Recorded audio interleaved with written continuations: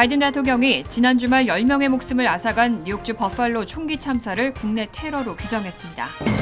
총격 사건의 용의자로 체포된 18살 페이튼 젠드러는 5개월 전부터 치밀하게 살해 계획을 세워두고 있었던 것으로 조사됐습니다. 북동부와 중서부의 코로나19 급증세가 우려할 만한 수준입니다. 뉴욕시는 오늘 코로나 경보를 중간에서 높음으로 상향 조정했습니다. FDA가 분유 부족 사태를 해결하기 위해서 유아용 조제 분유에 대한 수입 규제를 완화했습니다. 4월 소매 판매가 전월보다 0.9% 증가했습니다. 최악의 인플레이션에도 미국인들의 상품 수요는 여전히 탄탄하다고 평가되고 있습니다. 이상은 이 시각 주요 뉴스입니다.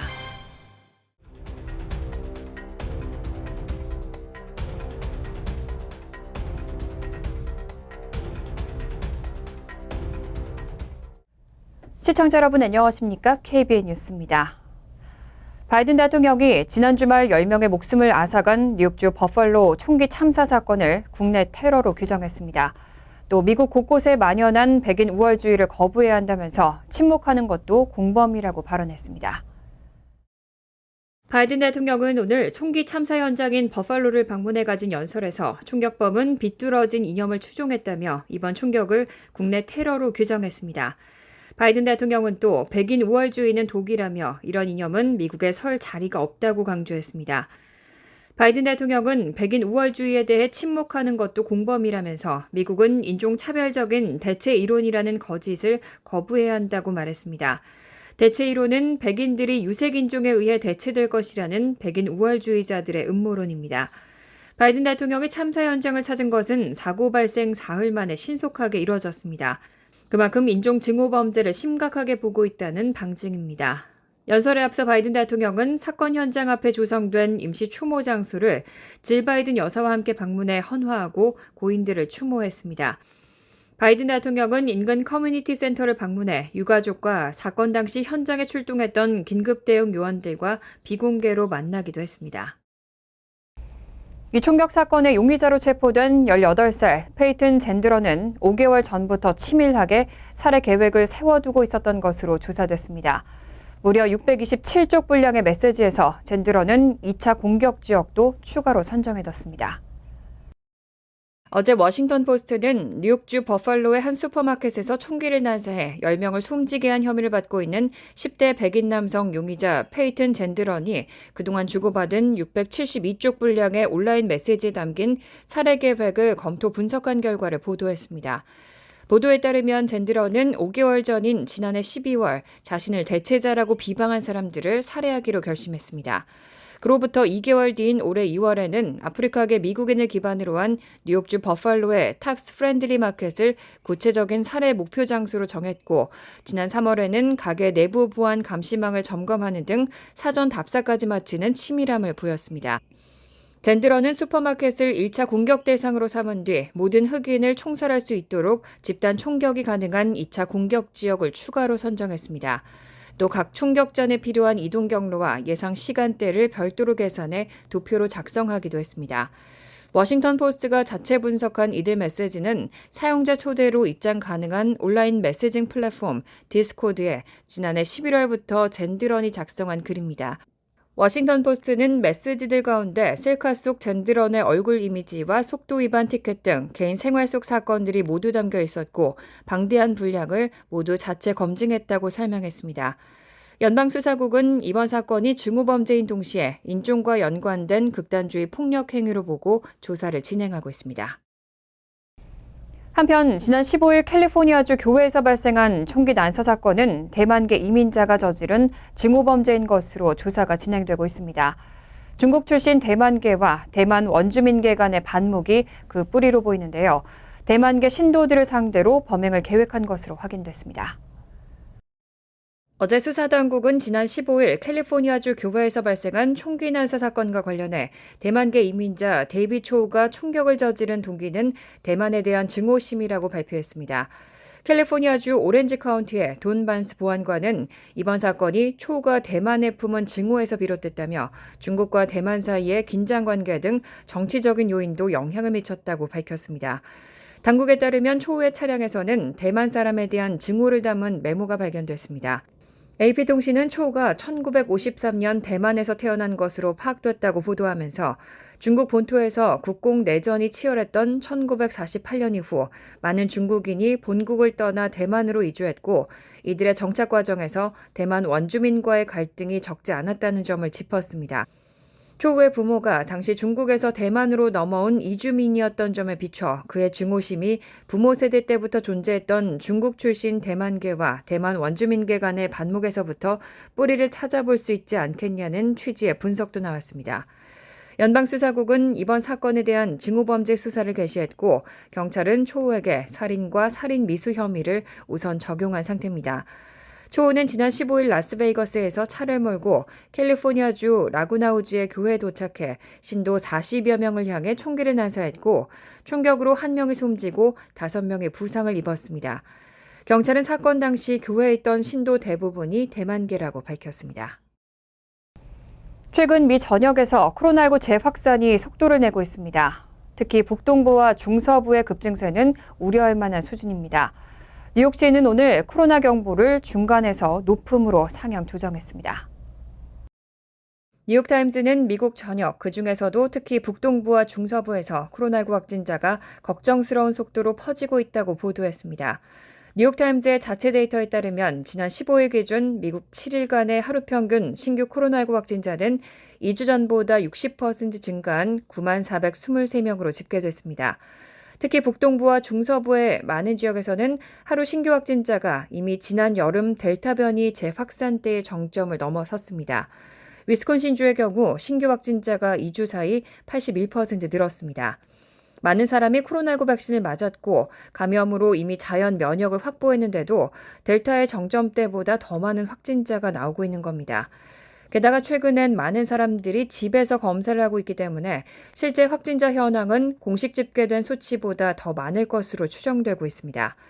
확진자 추이를 뒤따라가는 입원 환자 수치도 속도는 더 느리지만 증가하고 있습니다. 15일 기준 하루 평균 입원 환자는 21,547명으로 2주 사이 24% 늘었습니다. 한편 뉴욕시 보건국은 코로나19 재확산에 대처하기 위해 사무실이나 슈퍼마켓 등 사람들이 모이는 실내에서 마스크를 쓰라고 권고했습니다. 마스크 착용 외에도 백신 접종 대상이 아닌 5세 미만 어린이나 65세 이상 노인을 포함해 중증에 걸릴 가능성이 큰 사람들은 꼭 필요한 경우가 아니면 사람들이 모이는 곳에 가지 말라고 당부했습니다. 현재 뉴욕시의 10만 명당 신규 확진자는 291명으로 안정적인 수준이었지만 입원 환자 수와 코로나19 환자의 병상 점유율은 증가하는 추세입니다. 제약사 화이자가 지난해 자사의 코로나19 백신 효과를 분석했는데요. 화이자는 자사 백신이 없었다면 지난해 미국에서의 코로나19 사망자가 무려 11만 명 이상 많았을 거라는 자체 연구 결과를 발표했습니다. 지난 15일 화이자 연구팀은 학술지 메디컬 이코노믹스 저널 최신호에 자사 코로나19 백신이 없었다면 지난해 11만 명 이상이 추가로 목숨을 잃었을 거라는 자체 연구 결과를 발표했습니다. 저널 발행사인 테일러 앤 프랜시스가 소개한 요약본에 따르면 화이자는 미국 내 코로나19 백신 접종 첫 해인 2021년 자사 백신이 임상과 경제 측면에서 어떤 효과를 냈는지 분석했습니다. 분석 결과 자사 백신이 지난해 미국에서 870만 명의 코로나19 감염과 69만 명의 입원, 11만 명의 사망을 예방한 것으로 추정했습니다. 또 이에 따라 절약된 직접 의료 비용은 304억 달러, 생산성 손실과 관련된 간접 비용은 437억 달러에 이르는 것으로 추산했습니다. 이번 연구는 화이자 소속 직원들이 수행했고 예상 감염률과 백신 효능, 백신 접종률과 감염 입원 위험, 확진 이후 발생한 근로 손실 등의 데이터를 두루 활용했습니다. 연구진은 화이자 백신이 출시 첫 해 미국 공중보건에 상당한 영향을 미치고 사회적 비용 절감에 기여했다며 이번 결과는 백신 접종에 직접적인 영향만 고려했기 때문에 추정치는 보수적일 수 있다고 밝혔습니다. 화이자 백신은 미국에서 가장 많이 사용되는 백신으로 지금까지 1억 2천만 명 이상이 이 백신으로 2회 기본 접종을 한 것으로 집계됐습니다. 미 휘발유 가격은 갤런당 4달러 48센트로 사상 최고치를 경신했습니다. 그런데 이달 말 메모리얼 데이 연휴에는 갤런당 5달러까지 더 오를 수 있다는 전망도 나옵니다. CNN은 미 자동차 협회 발표를 인용해 어제 기준 전국 평균 휘발유 값이 갤런당 4달러 48센트로 사상 최고치를 경신했다고 보도했습니다. 지난 한 주 동안 15센트, 한 달 동안 40센트가 오른 겁니다. 특히 러시아가 우크라이나를 침공하기 전날인 2월 23일과 비교하면 27%나 올랐습니다.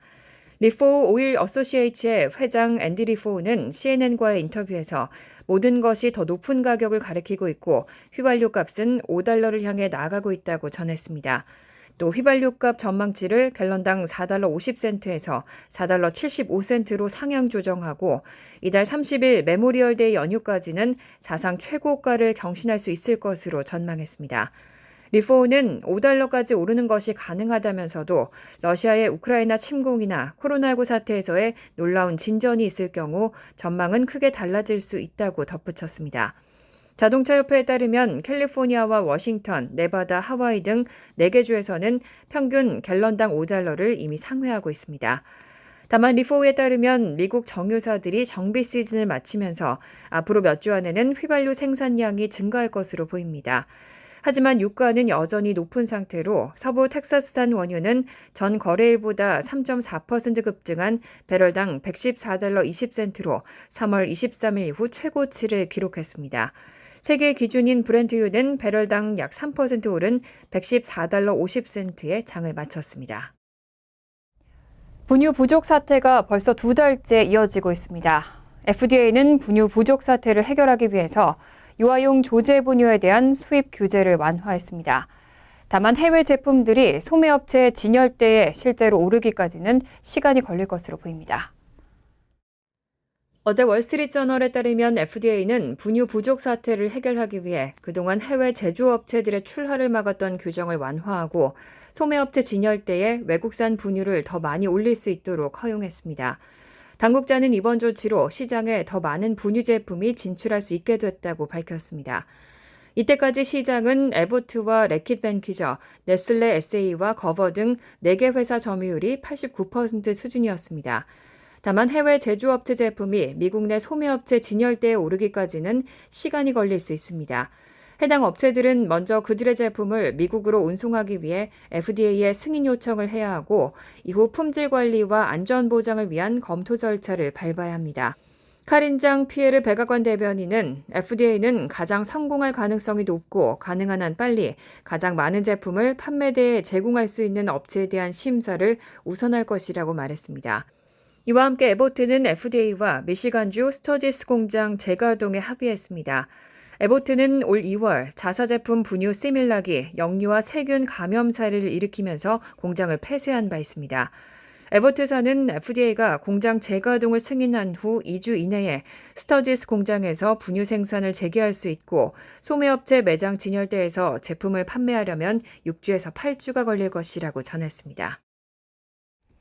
소비는 미 실물 경제의 3분의 1을 차지하는 핵심 버팀목이자 종합적인 경제 건전성을 평가하는 척도죠. 4월 소매 판매가 전월보다 0.9% 증가했습니다. 최악의 인플레이션에도 미국인들의 상품 수요는 여전히 탄탄하다고 평가되고 있습니다. 오늘 상무부는 4월 소매 판매가 전월보다 0.9% 증가했다고 발표했습니다. 블룸버그 통신이 집계한 전문가 전망치 1.0%보다는 살짝 낮았지만 미국인들의 상품 수요가 탄탄하다는 점을 보여준 결과로 풀이됩니다. 자동차, 휘발유, 식료품 등을 제외한 근원 소매 판매는 전월보다 1.0% 증가했습니다. 근원 소매 판매는 시장 전망치 0.7% 증가를 상회했습니다. 블룸버그 통신은 이날 통계와 관련해 미국인들이 40년 만에 최악의 인플레이션 속에도 상품 구매를 위해 여전히 지갑을 열고 있다는 점을 시사한다고 분석했습니다. 실제로 지난달 13개 소매 부문 중 9개 부문에서 전월보다 지출이 늘어난 것으로 나타났습니다. 자동차 판매는 전월보다 2.2%, 레스토랑 판매가 전월보다 2.0% 증가했습니다. 다만 유류 판매는 러시아 우크라이나 전쟁 발발 직후인 지난 3월 국제유가가 정점을 찍고 다소 내려간 영향으로 2.7% 감소했습니다. 한편 블룸버그 통신은 4월 소매 판매가 증가한 것은 인플레이션으로 대부분의 제품 소비자 가격이 올라간 결과일 수도 있다고 설명했습니다. 내년도 사회보장연금의 인상폭이 8.6% 인상될 것으로 전망됐습니다. 역대 최대 상승폭으로 가파른 물가 급등 속에서 시니어들에게 큰 도움이 될 거란 전망이 나왔습니다. 시니어 권익 옹호단체 시니어 시티즌 리그는 사회보장연금 수혜자의 2023년도 생활물가 조정분 인상률이 8.6%가 될 것이라고 전망했습니다. 역대 최대 상승폭이었던 1983년의 7.4%보다도 1.2%포인트가 웃도는 수치입니다. 이에 따라 올해 월 1,658달러를 수령한 은퇴자의 경우 내년엔 142달러 60센트가 증가한 1,800달러를 받게 됩니다. 지난달까지 2023년 생활물가 조정분 상승률 전망치는 8.9%였습니다. 하지만 4월 소비자 물가지수가 전달보다 0.5%포인트 내린 8.3%로 집계되면서 소폭 내려앉았다는 분석입니다. 이처럼 사회보장연금 인상폭이 다른 해보다 더 큰 원인은 지난해 8월 이후 계속해서 오르는 인플레이션 때문입니다. 시니어 시티즌 리그 측은 6,900만 명의 은퇴자들이 올 1월부터 지난해보다 5.9% 늘어난 소셜연금을 매달 받고 있지만 올 들어서 빠르게 오른 물가 탓에 인상분이 상쇄됐다고 지적하고 내년에 8.6% 상향이 되면 시니어들에게 상당한 도움이 될 것이라고 분석했습니다. 집값과 렌트 상승이 심각한 문제로 떠오르면서 백악관이 특단의 대책을 내놨습니다. 연방 자금으로 토지와 주택 개발을 늘리고 저렴한 다가구 주택의 공급업자에게는 연방 자금 지원을 대폭 늘린다는 방침입니다. 어제 백악관은 급등하는 물가를 잡기 위해 주택 공급을 늘리는 주택 공급 실행 계획을 발표했습니다. 올해 집값은 지난해에 비해 20% 가까이 올랐는데 물가 지수의 3분의 1을 차지하는 집값을 잡으면 물가 상승세도 둔화될 수 있기 때문에 백악관이 내놓은 특단의 대책입니다. 백악관은 앞으로 3년간 수십만 개의 저렴한 주택을 만들고 5년 내에 미국의 주택 공급 부족을 해소하기 위한 입법 및 행정 조치라며 렌트나 주택 매매 시 다운페이먼트 비용을 줄일 수 있도록 하면 국민들 간의 격차를 줄일 수 있다고 밝혔습니다. 우선 이번 계획은 연방자금을 활용해 주택이 부족한 지역의 토지 개발과 주택 건설을 활성화하는 방안이 포함됐습니다. 신규 건설 시 연방정부가 자금 지원을 해줄 수 있는 저렴한 다가구 주택 범위도 넓혔고 농촌 지역 단독주택 건설을 늘리기 위해 대출도 장려할 방침입니다. 백악관은 또 연방의회를 향해서 저소득 주택 건설 시 세금 공제 혜택을 주는 법안을 통과시켜야 한다고 압박했습니다. 바이든 대통령이 제안한 근린주택투자법은 개발자와 투자자에게 세금 공제를 제공해 저렴한 주택 건설을 늘리는 내용이 담겨 있습니다. 이렇게 지은 주택은 대규모 투자회사가 아닌 직접 거주할 저소득층에게 팔아야 하고 각 주별 중간소득의 140% 이하 소득을 버는 경우에만 구매 자격이 있습니다. 간추린 소식입니다. 시카고 당국이 만 17세 이하 청소년에 대한 주말 야간 통행 금지를 강화한다고 발표했습니다. 따라서 청소년들은 시카고시 전역에서 주말 오후 10시 이후에 외출하려면 부모나 성인 보호자를 동반해야 합니다. 로리 라이프 시카고 시장은 공공장소에서 모든 사람이 안전하게 즐길 수 있어야 한다며 젊은이들은 시내에서 절대적으로 환영받지만 저녁 시간에는 책임감 있는 어른과 동행해야 한다고 말했습니다. 뉴저지 리버이츠에서 생후 3개월 아들을 폭행해 살해한 혐의로 체포된 한인 여성에 대해 법원이 보석을 불허했습니다. 레코드 보도에 따르면 지난 12일 열린 뉴저지 주 법원 심리에서 미첼 스테인하트 판사는 용의자 유선민 씨의 보석을 불허하고 공판이 열릴 때까지 구치소에 계속 구금할 것을 명령했습니다. 버겐 카운티 검찰청의 수잔 세바스코 검사에 따르면 유 씨 아들의 사망 원인은 둔기로 인한 머리 부근 외상의 합병증으로 확인됐습니다. 뉴욕시 일환 존 F 케네디 공항, 라구아디아 공항, 뉴욕 공항을 관리하고 있는 뉴욕 뉴저지 항만청이 지난주 발표한 조사 보고서에 따르면 이들 3개 공항 내 업소에서 여행객에게 식음료 등을 팔면서 바가지 요금을 씌운 사례가 최소 25건이 넘는 것으로 나타났습니다. 여행객들이 자주 찾는 상품 중 하나인 맥주의 경우 최대 27달러 85센트까지 부과된 사례가 있었고 튀김 한 봉지에 10달러 90센트를 받기도 했습니다. 이번 조사에서는 맥주와 튀김뿐 아니라 레모네이드 음료와 소다, 여행객들이 많이 찾는 물과 감자칩 등도 바가지 요금을 받은 사례가 있는 것으로 드러났습니다. 뉴욕 관광청은 무슬림 현지인과 여행객들을 대상으로 한 할랄 관광 가이드북을 발간했다고 밝혔습니다. 미국 관광기관이 무슬림 여행자를 대상으로 여행 가이드북을 제작한 것은 처음입니다.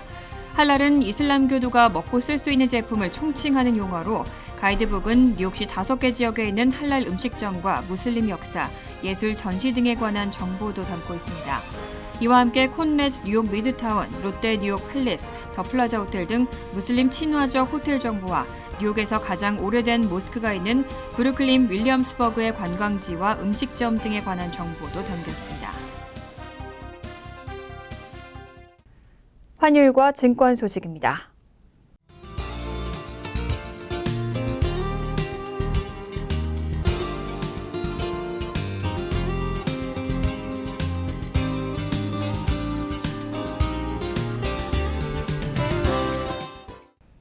이어서 날씨입니다. 수요일은 화창하지만 저녁부터는 때때로 소나기 내릴 가능성이 있습니다. 낮 최고 기온은 72도, 섭씨 22도, 밤 최저 기온은 58도, 섭씨 14도로 예상됩니다. 목요일은 흐린 가운데 종종 소나기 내리는 곳이 있겠습니다. 금요일은 화창하겠습니다. 이상으로 KBN 뉴스를 마칩니다. KBN과 함께 즐거운 저녁 되시기 바랍니다.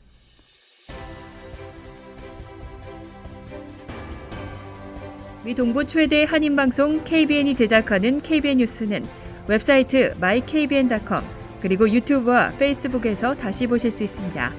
좋아요, 구독, 알림 설정은 뉴스 제작에 큰 도움이 됩니다.